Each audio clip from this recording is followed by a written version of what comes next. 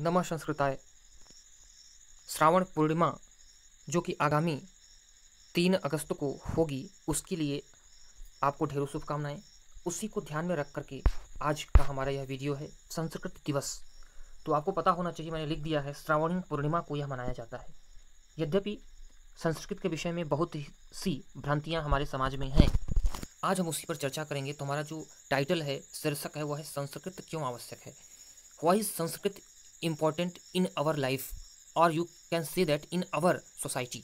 संस्कृत हमारे जीवन में क्यों महत्वपूर्ण है और हमारे समाज के लिए क्यों महत्वपूर्ण है। देखिए, एक प्रश्न है, इस संसार का यह नियम है कि जब तक हमारे उपयोग की कोई चीज़ नहीं होती, हम उस पर नहीं जाते, उसको नहीं सीखते, नहीं अपनाते। तो हम जब तक ये नहीं देखेंगे कि संस्कृत क्यों आवश्यक है, तो हम इसको सीखने में हमारी रुचि नहीं होगी। क्योंकि आज देखिए, विज्ञान का युग है, व्यवसाय का युग है, हर व्यक्ति अमीर बनना चाहता है, संपन्न बनना चाहता है, अच्छी बात है। लेकिन संस्कृत उस व्यक्ति के लिए कैसे उपयोगी है, जब इसे हम जानेंगे तब संस्कृत पढ़ने में हमारी रुचि होगी, तब संस्कृत को बढ़ावा मिलेगा। तो कुछ तथ्यों पर आज हम विचार विमर्श करेंगे और तब आप सभी निष्कर्ष निकालिएगा कि क्या संस्कृत हमारे लिए आवश्यक है या नहीं। क्योंकि आज जिस समय मैं वीडियो बना रहा हूँ, वो हमारा संपूर्ण विश्व, हमारी ये धरती एक बहुत बड़ी महामारी से पीड़ित है। संपूर्ण विश्व, हर व्यक्ति डरा सहमा है। कोई ये नहीं कह सकता कि मैं डरा नहीं हूँ। No one can say that I am not afraid. हर आदमी डरा हुआ है, सब डरे हुए हैं।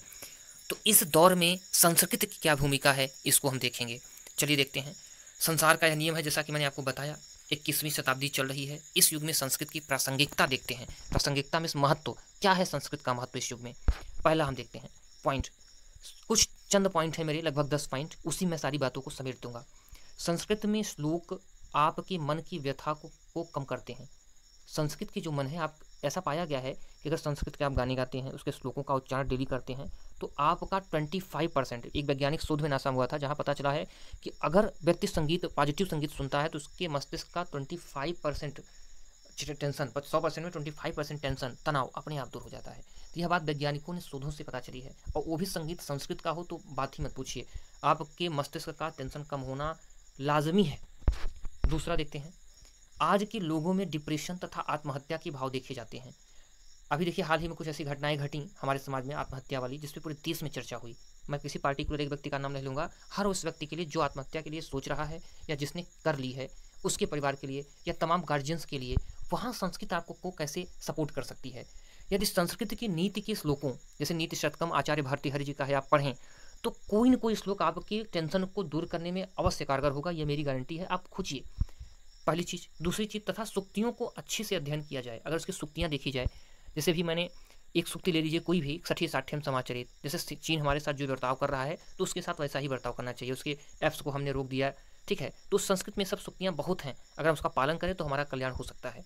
इन समस्याओं में काफ़ी कमी आ सकती है, ओके। और आप प्रयोग में देख लीजिए, समाज में देख सकते हैं कि इस सेक्टर से, इस क्षेत्र से जुड़े व्यक्ति जो संस्कृत के श्लोकों का, मैं सबकी बात नहीं कर रहा, जो तन मन धन से इसकी उपासना करते हैं, उनमें, और ऐसा तमाम आईएएस मोटिवेशन देने वाले लोगों के मुंह से भी मैंने सुना है, मैं उनका नाम भी बता सकता हूं, कि उन्होंने ये बात स्वीकारी है कि आस्था रखने वाले व्यक्ति, जो धर्म में आस्था रखते हैं और श्लोकों का उच्चारण करते हैं, उनमें तनाव कम होता है, परिस्थितियों से लड़ने की क्षमता ज़्यादा होती है। तो दूसरी, ये सारे पॉइंट, ये दूसरा पॉइंट होगा। सारे पॉइंट शोध पर परख करके रखे जा रहे हैं। तीसरा पॉइंट, आज कोरोना महामारी के दौर में जहाँ सारे वैज्ञानिक प्रयोग निष्फल नजर आ रहे हैं, कोई व्यक्ति नहीं कर सकता। 6 महीने हो गया, 150 साल 200 साल का जो वैज्ञानिक प्रगति है वो धरी की धरी रह गई। हर व्यक्ति, अभी तक कोई निष्कर्ष पे हम नहीं पहुंच पाए हैं। वहीं दूसरी ओर इम्यूनिटी बढ़ाने की बात हो रही है कि इम्यूनिटी से ही बीमारी को दूर किया जा सकता है। तो प्रश्न है, इम्यूनिटी बढ़ाएगा कौन? मैं आपसे प्रश्न करता हूँ, इम्यूनिटी हमारी बढ़ाएगा कौन? रोग प्रतिरोधक क्षमता बढ़ाएगा कौन? पिज्जा, बर्गर, चाउमीन या चाइनीज खाने? आप बताइए, हमारी इम्यूनिटी बढ़ाएगा कौन? या संस्कृत भाषा में लिखे गए आयुर्वेद के ग्रंथों में अदरक, हल्दी, ठीक है, या तमाम जड़ी बूटियाँ जो लिखी गई हैं, वो सोचना आपको है, हम नहीं सोचेंगे, हमने आपके ऊपर छोड़ दिया है। ये चीज़ें पहले ही बताई गई थी संस्कृत ग्रंथों में, आयुर्वेद के ग्रंथों में। लेकिन पिज्ज़ा, बर्गर, अगर ये चीज़ आपकी इम्यूनिटी बढ़ाती हो तो आप खाइए शौक से। आगे देखिए, ये संस्कृत का महत्व है जो आज आपको कहीं ना कहीं समझना पड़ेगा। आज हम नहीं समझे तो 10 साल बाद, 50 साल बाद अवश्य समझेंगे। हमारे आयुर्वेद में निहित है, जो कि संस्कृत में ही है, ठीक है। आज आप देखिए, 80% एम्स के डॉक्टर भी यही बता रहे हैं, काढ़ा पियो, ये करो, काली मिर्च खाओ, ठीक है, इम्यूनिटी बढ़ाओ किसी किसी तरह से। तो कहाँ है ये सब चीज़, कहाँ है, कहाँ वर्णित थी? मतलब हम फिर प्रकृति की ओर जा रहे हैं। विज्ञान तो धरा का धरा रह गया, फिर प्रकृति की ओर हम जा रहे हैं। इससे ये पता चलता है कि इम्यूनिटी बढ़ाने वाली चीज़ आयुर्वेद में निहित है, तो हमें वहाँ से सीखना पड़ेगा। और आयुर्वेद के तमाम श्लोक संस्कृत में हैं, तो संस्कृत को अपनाना पड़ेगा हमें। ठीक है, आगे देखिए। शोधों से यह बात पाया गया है, शोधों में, कि यदि हम संस्कृत प्रतिदिन पढ़ते हैं तो हमारी स्मृति बढ़ती है। यह प्रयोग इंग्लैंड में हुआ था, जहाँ ये पाया गया है। कुछ बच्चों पे वहाँ के वैज्ञानिकों ने कराया, वहाँ के शिक्षा के क्षेत्र के लोगों ने कराया, डेली उनको श्लोक पढ़ाया एक निश्चित दिन तक, और पाया गया कि उनकी बौद्धिक क्षमता और बौद्धिक की क्षमता, याद करने की जो क्षमता थी, ज़्यादा थी। आगे आते हैं, 5वां पॉइंट। आज शिक्षा के व्यवसायीकरण के युग में हम अपने बच्चों को कहीं ना कहीं उच्च शिक्षा के फेर में संस्कार की शिक्षा नहीं दे पा रहे हैं।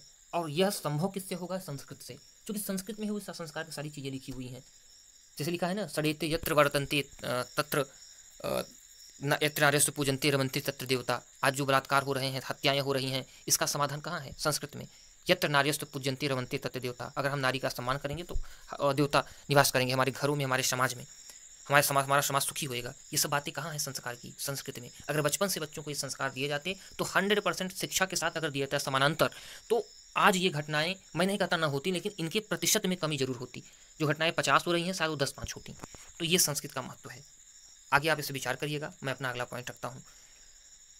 संस्कृत का महत्व क्या था, मैं आपको बताना चाहूँगा। हमारे भारत के एक बहुत महान विद्वता हुए हैं BN राव, जिन्होंने संविधान को बनाने में बहुत बड़ा योगदान दिया है।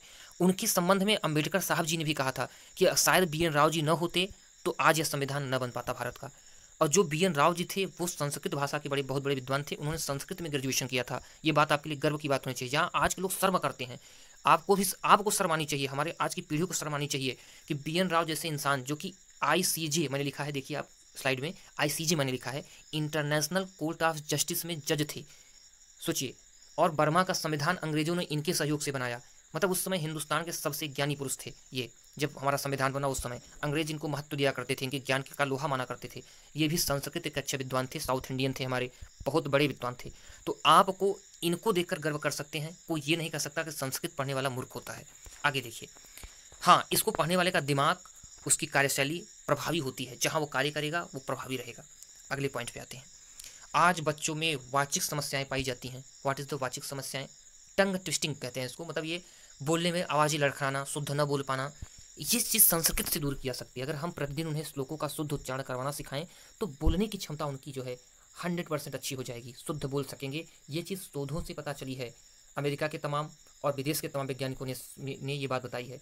मैं इसलिए अमेरिका और ब्रिटेन का उदाहरण देता हूँ। एक्चुअली हमारे यहाँ पे ये एक ट्रेडिशन सा है कि जब तक हम विदेश का उदाहरण नहीं देते तब तक लोग मानते नहीं। भैया ये चीज़ अमेरिका वाले ने बताई है, नासा ने बताई है।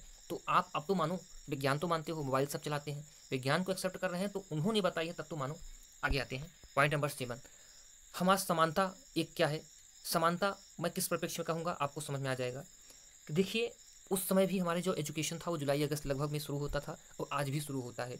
तो श्रावणी पूर्णिमा हम संस्कृत दिवस मनाने जा रहे हैं, तो उस समय भी हम एडमिशन जुलाई में लेते थे श्रावणी पूर्णिमा के माध्यम से, वो आज भी लेते हैं। तो ये संस्कृत की देन है कि जो समानता दिखती है आपको, इससे पता चलता है कि हम कहीं ना कहीं उस परंपरा को फॉलो कर रहे हैं। 8वां, आज के समय में जब हम खान पान के क्षेत्र में प्राचीन खान पान को कहीं ज़्यादा इम्यूनिटी बढ़ाने वाला मान रहे हैं, तो उस प्राचीन खान पान की अधिकतर जानकारियाँ संस्कृत ग्रंथों में ही निहित हैं। अभी देखिए, कोरोना महामारी में सभी लोग कह रहे हैं कि इम्यूनिटी बढ़ाओ, इम्यूनिटी बढ़ाओ। तो प्रश्न यह है कि इम्यूनिटी बढ़ाएंगे किससे? कुछ खान पान होंगे उसके, वो खान पान है कहाँ? संस्कृत में लिखी गई तमाम चीज़ें, तमाम आयुर्वेद के ग्रंथों में वर्णित चीज़ें। ठीक है, आज सारे जो हमारे मॉडर्न खाने थे, रेसिपी थे, वो फेल नजर आ रही है। 9वां देखते हैं। आज वैचारिक तथा सामाजिक असंतुलन को दूर करने में इसके श्लोकों में अपार क्षमता है। अगर जैसे वसुधैव कुटुंबकम, अगर हम वसुधैव कुटुंबकम मान लें, पूरी धरती ही हमारा परिवार है, तो क्यों एक देश के बीच, एक देश दूसरे देश से लड़ाई करेगा, एक परिवार दूसरे से लड़ाई करेगा, एक गांव के लोग दूसरे गांव से लड़ाई करेंगे, एक जिले के लोग दूसरे जिले से लड़ाई करेंगे? क्यों? एक प्रदेश के लोग दूसरे प्रदेश के लोगों से ईर्ष्या क्यों रखेंगे? जब उनके दिमाग में ये बात डाल दी जाएगी कि वसुधैव कुटुंबकम, पूरा धरती ही आपका परिवार है। तो ये चीज़ कौन सिखाता है हमें? संस्कृत की सिखाती है, और कोई नहीं सिखाता, ध्यान रखिएगा। 10वां पॉइंट हमारा है, अफसोस यह है कि नासा ने संस्कृत को सर्वाधिक वैज्ञानिक भाषा माना है, पर ठीक है, सॉरी, यहाँ भाषा माना है, यहाँ होगा, पर भारतीय लोग हमेशा इससे दूर होते जा रहे हैं। इसलिए प्लीज़, इतना महत्व बताने के बाद, इसके अलावा भी सैकड़ों महत्व हैं संस्कृत के, हजारों महत्व हैं, लेकिन ये वो महत्व हैं जो हमें आपको दिखाई देते हैं, जिसे हम महसूस कर सकते हैं। तो इन महत्वों को ध्यान में रखते हुए हम संस्कृत को बढ़ावा दें, इसे पढ़ें, समझें, इसे बोलने का भी प्रयास करें। और एक अंतिम में बात कहूँगा कि आज रोजगार निश्चित हर व्यक्ति चाहता है और चाहना भी हमारी इच्छा भी होनी चाहिए कि रोजगार करना है हमें, अच्छी बात है। तो संस्कृत आपको रोजगार भी दिला सकती है। अगर आप इस भाषा की जानकार हैं तो आप समाज में पुरोहिती का कार्य कर सकते हैं, कोई भी कर सकता है जो विद्वान है। पहली चीज़, शिक्षा क्षेत्र में शिक्षक बन सकते हैं। दूसरी चीज़, तीसरी चीज़, आर्मी के स्कूलों में, आर्मी पब्लिक के स्कूल बच्चे हैं अगर पढ़ रहे हैं, आर्मी के तमाम क्षेत्रों में जीसीओ, जूनियर कमांडेंट ऑफिसर, जो धर्मगुरु का पोस्ट आता है होता है, इसमें वो संस्कृत पढ़े विद्वान ही वहाँ जाते हैं। तो ये तो कुछ गिने चुने क्षेत्र मैंने बताए। इसी तरह से सैकड़ों क्षेत्र हैं जहाँ संस्कृत के माध्यम से रोजगार भी पाया जा सकता है और सम्मानजनक रोजगार पाया जा सकता है। तो इस तरह से हमारा ये वीडियो यहीं पर समाप्त होता है। संस्कृत दिवस की आपको ढेरों शुभकामनाएं। आशा करते हैं कि आप संस्कृत के विकास और इसके संवर्धन में अपना महत्वपूर्ण योगदान देंगे। नमः संस्कृताय। सभी का दिन मंगलमय हो, सभी ये कोरोना महामारी हमारे बीच से दूर हो। इसी के साथ नमः संस्कृताय। धन्यवाद।